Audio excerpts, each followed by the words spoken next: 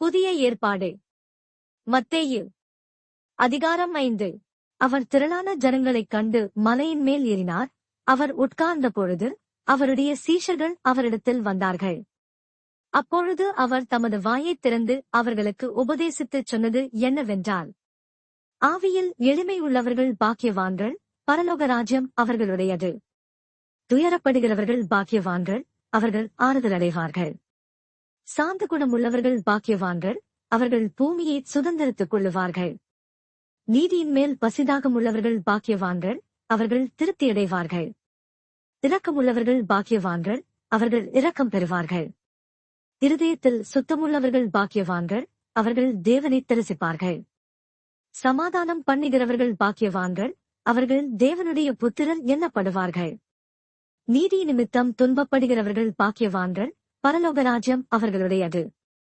என்னிமித்தம் உங்களை நிந்தித்து துன்பப்படுத்தி பலவித தீமையான மொழிகளையும் உங்கள் பேரில் பொய்யாய்ச் சொல்வார்களானால் பாக்கியவான்களாயிருப்பீர்கள். சந்தோஷப்பட்டு கரிகூறுங்கள், பரலோகத்தில் உங்கள் பலன் மிகுதியாயிருக்கும். உங்களுக்கு முன்னிருந்த தீர்க்கதரிசிகளையும் அப்படியே துன்பப்படுத்தினார்களே. நீங்கள் பூமிக்கு உப்பாயிருக்கிறீர்கள். உப்பானது சாரமற்று போனால் எதனால் சாரமாக்கப்படும்? வெளியே கொட்டப்படுவதற்கும் மனுஷரால் மிதிக்கப்படுவதற்குமே ஒழிய வேறொன்றுக்கும் உதவாது. நீங்கள் உலகத்துக்கு வெளிச்சமாயிருக்கிறீர்கள். மலையின் மேல் இருக்கிற பட்டணம் மறைந்திருக்க மாட்டாது. விளக்கை கொளுத்தி மரக்காலால் மூடி வைக்காமல் விளக்கு தண்டின் மேல் வைப்பார்கள். அப்பொழுது அது வீட்டில் உள்ள யாவருக்கும் வெளிச்சம் கொடுக்கும். இவ்விதமாய் மனுஷர் உங்கள் நற்கிரியைகளைக் கண்டு பரலோகத்திலிருக்கிற உங்கள் பிதாவை மகிமைப்படுத்தும்படி உங்கள் வெளிச்சம் அவர்கள் முன்பாக பிரகாசிக்க கடவது. நியாயப் பிரமாணத்தையானாலும் தீர்க்க தரிசனங்களையானாலும் அழிக்கிறதற்கு வந்தேன் என்று எண்ணிக்கொள்ளாதேயுங்கள். அழிக்கிறதற்கு அல்ல, நிறைவேற்றுகிறதற்கே வந்தேன். வானமும் பூமியும் ஒழிந்து போனாலும் நியாயப் பிரமாணத்தில் உள்ளதெல்லாம் நிறைவேறுமளவும் அதில் ஒரு சிறு எழுத்தாகிலும் ஒரு எழுத்தின் ஒரு பாகிலும் ஒழிந்து போகாது என்று மெய்யாகவே உங்களுக்குச் சொல்லுகிறேன்.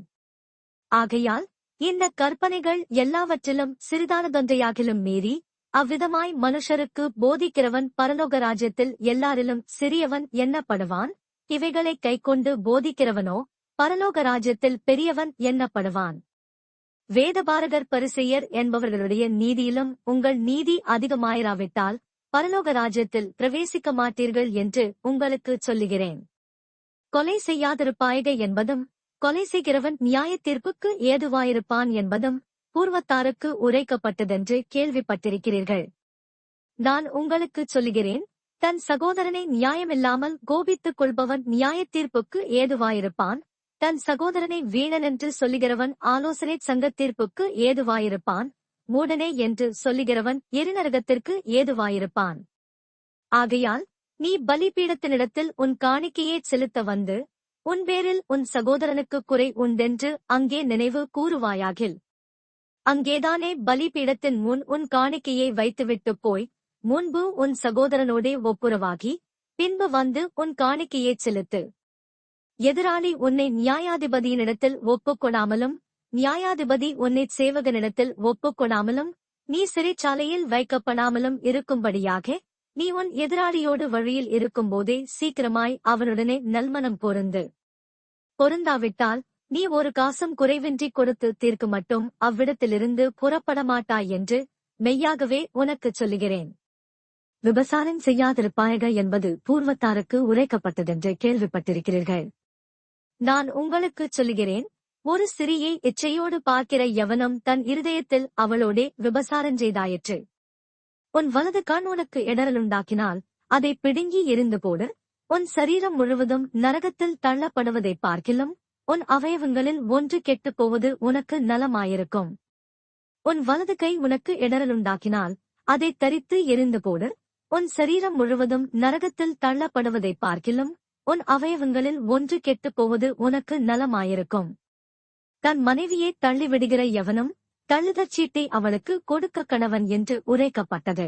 நான் உங்களுக்குச் சொல்லுகிறேன், வேசித்தன முகாந்தரத்தினாலொழிய தன் மனைவியை தள்ளிவிடுகிறவன் அவளை விபசாரஞ்செய்ய பண்ணுகிறவனாயிருப்பான். அப்படித் தள்ளிவிடப்பட்டவை விவாகம் பண்ணுகிறவனும் விபசாரஞ்செய்கிறவனாயிருப்பான்.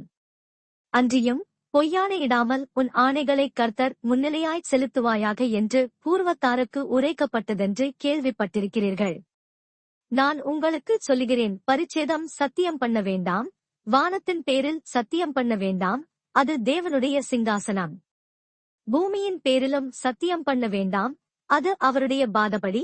எருசலேமின் பேரிலும் சத்தியம் பண்ண வேண்டாம், அது மகாராஜாவினுடைய நகரம்.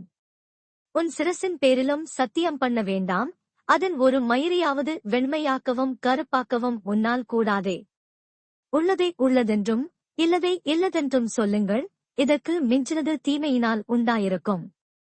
கண்ணுக்கு கண், பல்லுக்கு பல் என்று உரைக்கப்பட்டதை கேள்விப்பட்டிருக்கிறீர்கள்.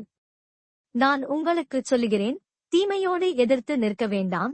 ஒருவன் உன்னை வலது கன்னத்தில் அறைந்தால் அவனுக்கு மறு கன்னத்தையும் திருப்பிக் கொடு. உன்னோடு வழக்காடி உன் வஸ்திரத்தை எடுத்துக்கொள்ள வேண்டுமென்றிருக்கிறவனுக்கு உன் அங்கியையும் விட்டுவிடு. ஒருவன் உன்னை 1 மைல் தூரம் வர பலவந்தம் பண்ணினால் அவனோடு 2 மைல் தூரம் போ. உன்னிடத்தில் கேட்கிறவனுக்கு கொடு, உன்னிடத்தில் கடன் வாங்க விரும்புகிறவனுக்கு முகங்கோணாதே. உனக்கடுத்தவனைச் சிநேகித்து உன் சத்துருவை பகைப்பாயாக என்று சொல்லப்பட்டதை கேள்விப்பட்டிருக்கிறீர்கள். நான் உங்களுக்குச் சொல்லுகிறேன், உங்கள் சத்துருக்களைச் சிநேகியுங்கள், உங்களை சபிக்கிறவர்களை ஆசீர்வதியுங்கள், உங்களை பகைக்கிறவர்களுக்கு நன்மை செய்யுங்கள், உங்களை நிந்திக்கிறவர்களுக்காகவும் உங்களை துன்பப்படுத்துகிறவர்களுக்காகவும் ஜெபம் பண்ணுங்கள். இப்படிச் செய்வதனால் நீங்கள் பரலோகத்திலிருக்கிற உங்கள் பிதாவுக்கு புத்திரராயிருப்பீர்கள். அவர் தீயோர் மேலும் நல்லோர் மேலும் தமது சூரியனை உதிக்க பண்ணி, நீதியுள்ளவர்கள் மேலும் அநீதியுள்ளவர்கள் மேலும் மழையை பெய்ய பண்ணுகிறார். உங்களைச் சிநேகிக்கிறவர்களையே நீங்கள் சிநேகிப்பீர்களானால் உங்களுக்கு பலன் என்ன? ஆயக்காரரும் அப்படியே செய்கிறார்கள் அல்லவா? உங்கள் சகோதரரை மாத்திரம் வாழ்த்துவீர்களானால் நீங்கள் விசேஷித்துச் செய்கிறது என்ன? ஆயக்காரரும் அப்படிச் செய்கிறார்களல்லவா? ஆகையால் பரலோகத்திலிருக்கிற உங்கள் பிதா பூரண சற்குணராயிருக்கிறது போல நீங்களும் பூரண சற்குணராயிருக்க கடவீர்கள்.